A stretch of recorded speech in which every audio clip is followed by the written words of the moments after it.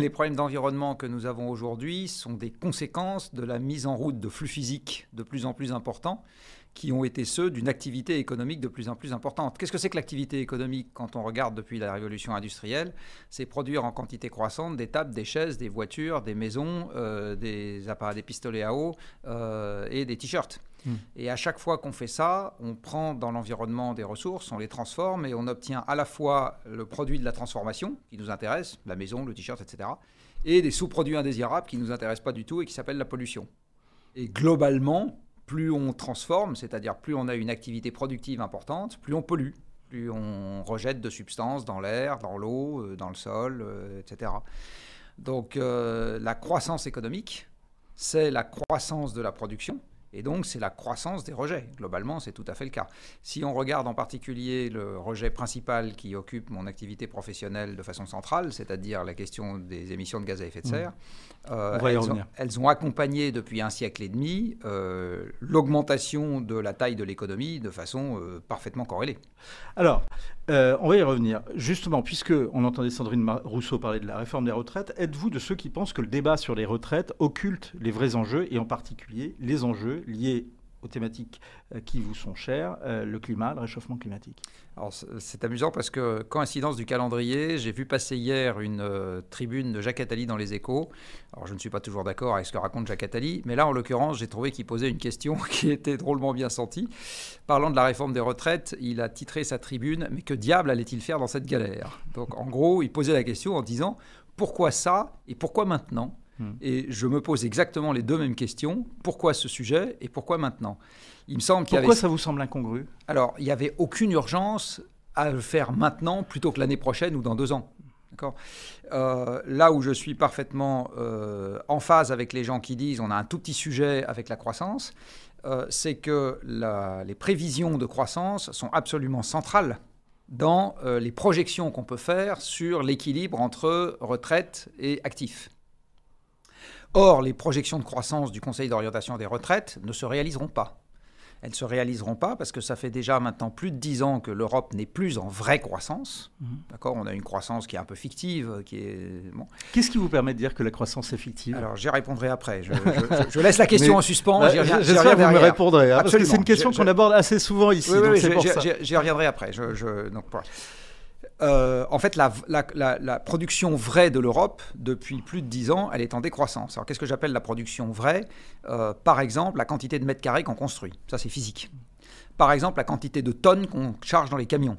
Ça, c'est de la production physique. Et bien, quand vous regardez la quantité de tonnes qu'on charge dans les camions, ça fait depuis 2007, en tendance, elle diminue.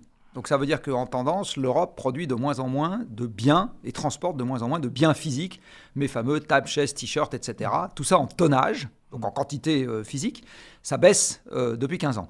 Et le fait que le PIB facialement augmente, il est lié à un certain nombre de conventions qui conduisent à cette augmentation mécanique, mais qui ne correspondent pas à une augmentation des biens et des services dont la population bénéficie vraiment. Par exemple, quand la valeur de l'immobilier augmente, les commissions des agences immobilières augmentent, ça ne fait pas augmenter le nombre de mètres carrés. Et ça, ce n'est pas déflaté quand vous faites le calcul du PIB. La quantité de crédit immobilier des banques augmente. Ça, c'est pareil, ce n'est pas déflaté. Donc le produit net bancaire augmente, alors que vous n'avez pas plus de mètres carrés qui font l'objet de transactions. D'augmentation. Voilà. Quand vous avez la valeur des actions qui augmente ou la valeur des œuvres d'art qui augmente, vous avez un certain nombre d'intermédiaires qui, grâce à ça, gagnent plus d'argent. C'est pareil. C'est pas corrigé. Donc ça, vous le décorrélez d'une croissance réelle. Voilà. Et donc, si je dis on regarde ce que les gens ont vraiment à consommer, en fait, vous vous rendez compte que depuis 15 ans, il n'y a plus de croissance et il y a même une érosion légère. Et ça se traduit même en termes strictement monétaires pour les ménages, puisque vous savez probablement que le revenu disponible des ménages en France diminue depuis 2010. Bon. Donc la croissance, elle est plutôt croissance faciale est une croissance spéculative. Donc dire à l'avenir, il y aura de la croissance, peut-être pas. Bon. Et mon pari, c'est qu'on sera plutôt malheureusement, ou heureusement, j'en sais rien, du côté peut-être pas. Bon. Or, le Conseil d'orientation des retraites, dans les trajectoires qu'il trace pour l'avenir, il se balade quelque part entre 0,7% et quasiment 2% de croissance du PIB par an à l'avenir. Donc ça suppose qu'il n'y aura pas de Covid, pas d'Ukraine, et pas de changement climatique, et pas de pénurie sur les matériaux, et pas de pénurie de pétrole, et pas de etc. Tout ça me paraît extrêmement discutable. Alors quel est le lien avec la réforme actuelle? Le lien, c'est qu'à partir du moment où les hypothèses pour l'avenir sont gentiment farfelues, on est certain... Gentiment farfelu. Oui. on est certain qu'il va falloir y revenir. On est certain qu'il va falloir y revenir, puisque la réforme qu'on est en train de faire en ce moment se base sur des hypothèses qui ne se réaliseront pas. À partir du moment où vous êtes certain que vous allez devoir y revenir, quelle est l'urgence de faire ça maintenant plutôt que l'année prochaine? Est-ce que ça sera peut-être plus dur après? Parce que s'il va falloir y revenir, ça veut dire qu'il va falloir faire une réforme encore plus radicale après? Il ne faut pas étaler les réformes? Je ne sais pas. L'avocat du diable. Je ne sais pas, parce que d'ici là, il y a plein d'inflation qui sera passée. Il suffit peut-être d'entériner l'inflation. Vous savez, donc je ne sais pas. Bon. Donc, il n'y avait pas d'urgence à faire cette réforme, à mon avis, en début de mandat. Alors que par contre, il y a des inconvénients absolument évidents à l'avoir fait. C'est que Macron, qui est sur un deuxième mandat non rééligible, c'était l'occasion de mettre en œuvre des grandes ambitions très utiles au pays et des grands projets de société, quelque part, pour lesquels on aurait les bénéfices après le terme du mandat. Bon, là, c'est clair que le sujet des retraites tombe dans cette asymétrie temporelle. C'est-à-dire qu'il faut souffrir maintenant pour avoir le bénéfice plus tard, quelque part. Mais ce n'est pas un grand projet de société, c'est de l'intendance, s'occuper des retraites. Hein. Et donc, il a raté l'occasion, en début de mandat, de faire quelque chose qui aurait eu du souffle en rassemblant tout le monde. Et une fois qu'il a commencé par crisper le pays en le divisant en deux sur quelque chose qui est un problème d'intendance important, mais ça reste un problème d'intendance, il a quelque part, il s'est mis en position de faiblesse pour derrière faire un grand projet gaulien d'ambition pour le pays. Voilà, donc je suis tout à fait d'accord avec Attali quand il dit mais qu'est-ce qui lui a pris de commencer par ça? Je pense effectivement, qu'est-ce qui lui a pris de commencer par ça? Puisque vous parliez d'inflation tout à l'heure, on devait se parler en janvier et à l'époque, il y avait des restaurateurs qui étaient contraints de baisser leurs rideaux, des boulangers obligés de mettre la clé sous la porte et des entreprises forcées de stopper leur production. Est-ce que tout ça, c'était à cause justement de l'explosion des prix de l'électricité? Est-ce qu'on est entré enfin dans l'ère de la sobriété que vous appelez de vos voeux? Alors non. Parce que la sobriété, on est entré dans l'ère de la pauvreté, mais pas dans l'ère de la sobriété. Je m'explique. Dans ma nomenclature à moi, les manières d'économiser de l'énergie, je les décompose en 3 morceaux. Il y a un morceau qui s'appelle l'efficacité. Donc l'efficacité, je vais prendre le boulanger, il vous fournit le même pain, et il l'a cuit à la même température, mais son four a demandé moins d'électricité pour cuire le pain. Il est plus efficace, il est mieux isolé, etc. D'accord ? Ça, c'est de l'efficacité. La deuxième notion, c'est la sobriété. Donc la sobriété, c'est vous priver délibérément d'un produit ou d'un service pour économiser la production et les ressources correspondantes. Alors je ne vais pas prendre l'exemple du pain, parce qu'on ne peut pas imaginer que vous arrêtez de manger du pain. C'est pour un truc qui est très, très assimilé à des excès, on va dire, de manger du pain. Il y a débat. Voilà, mais la personne qui a la grosse voiture de luxe qui est garée juste devant l'entrée de l'immeuble, là... il y a débat pour savoir si elle est si grosse que ça et si elle est de luxe que ça. Ah, elle est tout à fait grosse et de luxe, je ne donnerai pas la marque, mais je vous assure que c'est grosse et de luxe.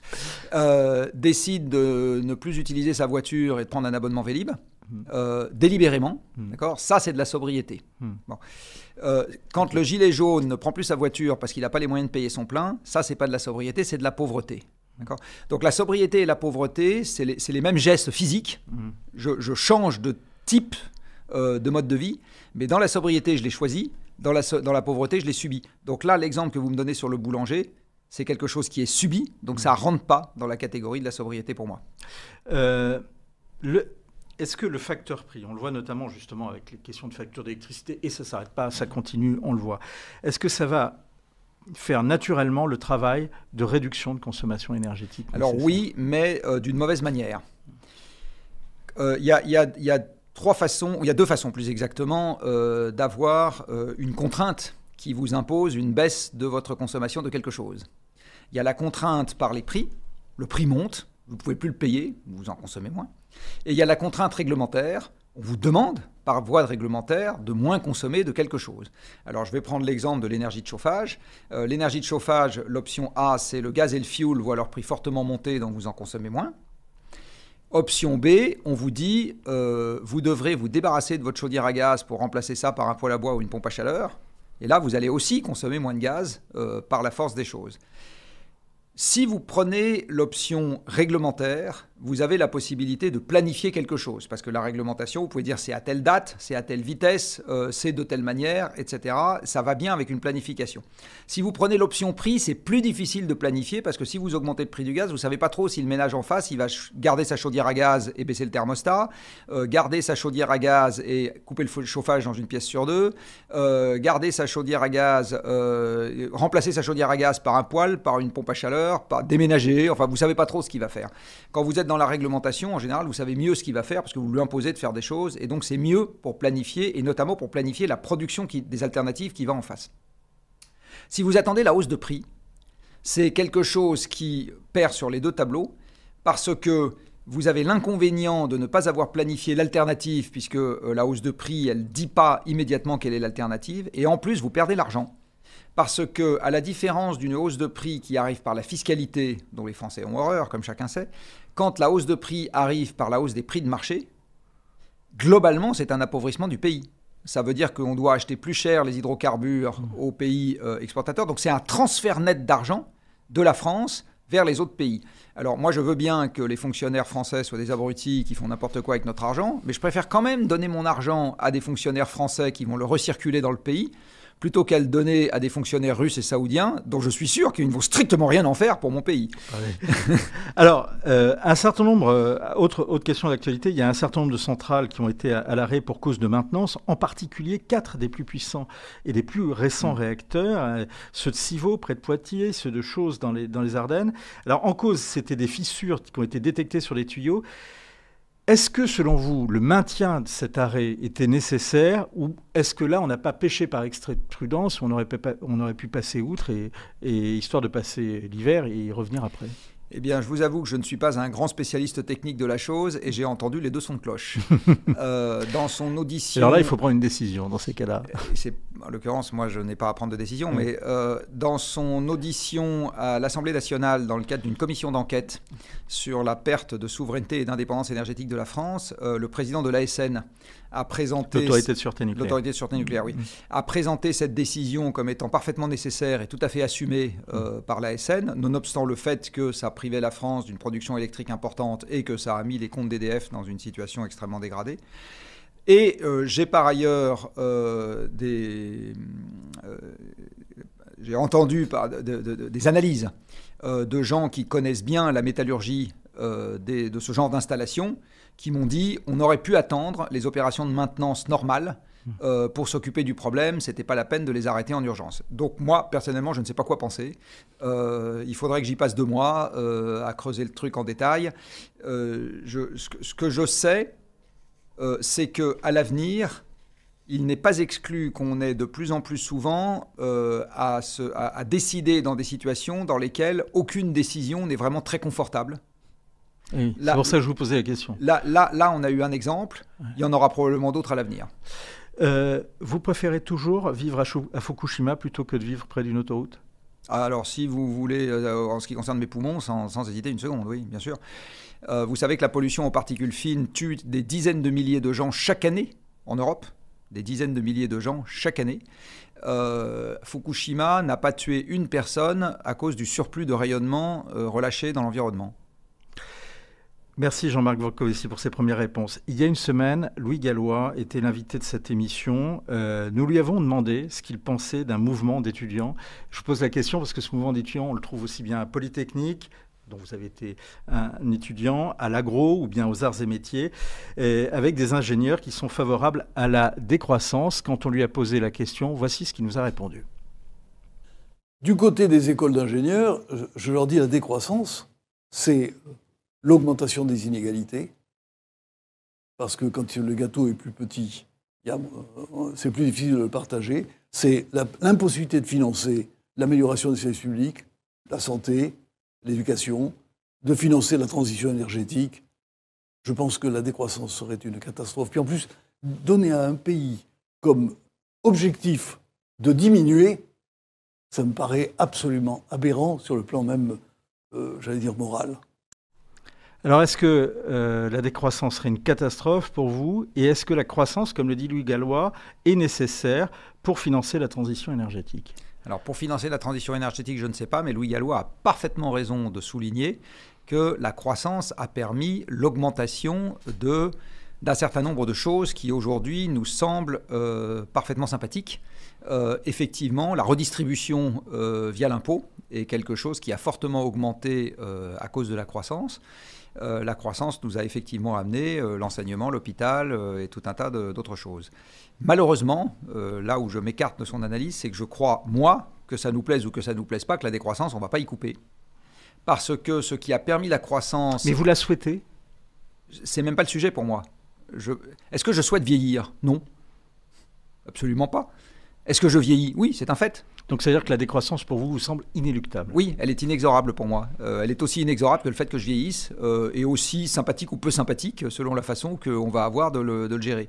Mais je crois que de dire il n'appartient qu'à nous de faire en sorte que l'avenir soit de la croissance ou de la décroissance, je pense que malheureusement, c'est une mauvaise manière de voir le problème. Je pense que nous allons avoir de la décroissance des flux physiques de façon absolument inexorable. Et donc, ça sera physiquement plus dur de construire 1 mètre carré, physiquement plus dur de déplacer 1 tonne à 100 km/h, physiquement plus dur de faire 1 mètre carré de tissu rapidement. Ça sera physiquement plus dur. Physiquement, pourquoi ? C'est-à-dire, parce que tout ça est fait avec de l'énergie. Ou bien c'est parce que c'est de l'énergie qui va être plus difficile. Tout ça est fait avec de l'énergie et que l'énergie, qu'on le veuille ou qu'on ne le veuille pas, on va de toute façon en avoir moins. C'est-à-dire, ou bien on le voudra et on en aura moins pour des raisons climatiques, ou bien même si on ne le veut pas, on en aura moins quand même pour des raisons géologiques. Il y a une analyse du Shift Project qui a été publiée il y a maintenant un an. Que vous dirigez, oui, et que vous avez fondé. Une association que je préside, qui est un think tank. Donc ça produit des analyses, des rapports, des propositions, etc.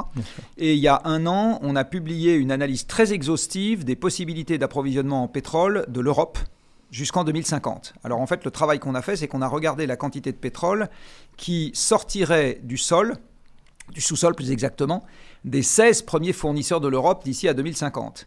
Et la réponse, c'est que la production des 16 premiers fournisseurs de l'Europe, qui sont aussi les 16 premiers producteurs mondiaux, sauf le Brésil et le Canada, serait divisée par 2 d'ici à 2050, ce qui veut dire que leurs exportations vers l'Europe, puisqu'ils vont d'abord servir leur population domestique, va être divisé par n'importe quoi entre 2 et 20. Donc de toute façon, même si on ne veut pas des hydrocarbures, on va en avoir considérablement moins. Et il va bien falloir qu'on s'organise en conséquence. Ça refait le lien avec ce que je disais tout à l'heure sur notre cher président et ses retraites. Il me semble que d'organiser le pays en fonction de ce que je viens de dire et dans un deuxième temps de savoir comment est-ce qu'on organise les retraites dans ce truc d'ensemble, c'était mettre le problème dans le bon ordre. Les problèmes dans le bon ordre. Donc là, ce que je dis simplement, c'est que la décroissance physique, la diminution des flux physiques qui structurent l'économie, on ne va pas y couper.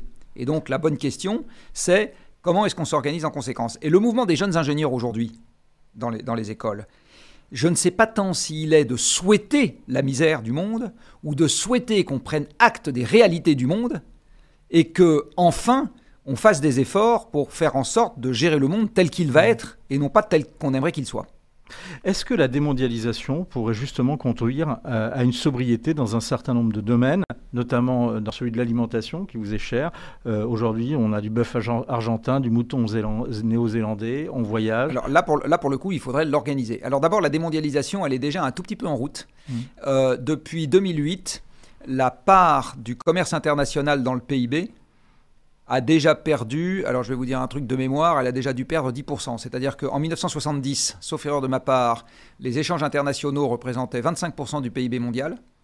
C'est monté jusqu'à 60% du PIB mondial en 2008, qui a été le maximum historique. Et depuis, il me semble que c'est redescendu à 50%. Il se trouve que les Échos ont publié un graphique là-dessus, pas plus tard qu'hier. Bon. Je suis désolé de citer un concurrent. Et donc... Ça fait 2 fois. Oui, c'est pas sport, je suis d'accord avec vous. Et donc la démondialisation, elle est déjà à petite vitesse un peu en route. En ce qui concerne l'agriculture, parce que c'est les exemples que vous avez cités, il se trouve que la France est quand même plutôt du bon côté de la barrière, au sens où on a un grand territoire, on a beaucoup de surfaces cultivables, et aujourd'hui, si on importe tous les produits que vous avez cités, on importe de plus en plus de poulets étrangers, on importe de plus en plus de bœufs étrangers, on importe, etc. Alors bon, on ne fait pas pousser beaucoup d'oranges chez nous, mais il y a quand même beaucoup de choses qu'on peut faire pousser chez nous. C'est plutôt dû à des structures de marché, plutôt qu'à l'impossibilité physique de faire tout ce qu'on pourrait faire chez nous. Donc ça, c'est quelque chose qui s'organise, mais ça, c'est un sujet de cadre global. Il se trouve que l'Europe s'est dotée d'un cadre global sur l'agriculture qui, à mon avis, n'est pas adapté aux défis que nous allons avoir pour l'avenir. Et c'est un problème qui doit se traiter au niveau européen, puisque c'est à l'Europe que nous avons confié la compétence en la matière. Il nous reste peu de temps, Jean-Marc Jancovici. Qu'est-ce qui vous révulse le plus, un climato-sceptique ou un antinucléaire ?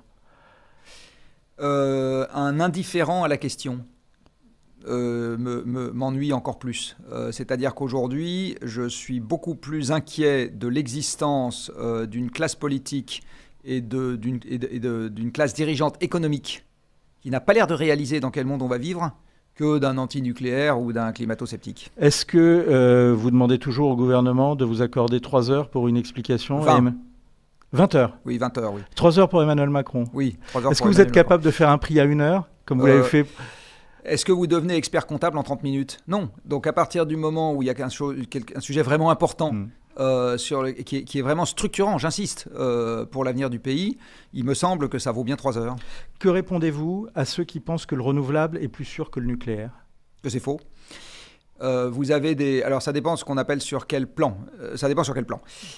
Sur le plan sanitaire, c'est inexact. Vous avez des analyses, des travaux de médecins qui ont été faits, qui donnent le nombre de morts par gigawattheure ou mégawattheure ou térawattheure des diverses sources de production électrique. La journaliste Yo Berger est venue sur ce plateau et elle nous a dit que les éoliennes sont le prochain scandale sanitaire. Alors, je ne sais pas si c'est le prochain scandale sanitaire, mais en tout cas, ce que je sais, c'est que si vous mettez dans les renouvelables les barrages, ils ont beaucoup plus tué que les centrales nucléaires, beaucoup. Même sans mettre les barrages, les autres, vous avez des accidents de mines, parce qu'il faut les métaux pour faire les éoliennes et les panneaux solaires. Et en fait, si vous comptez ce genre de trucs, vous vous rendez compte que c'est kiff-kiff avec le nucléaire.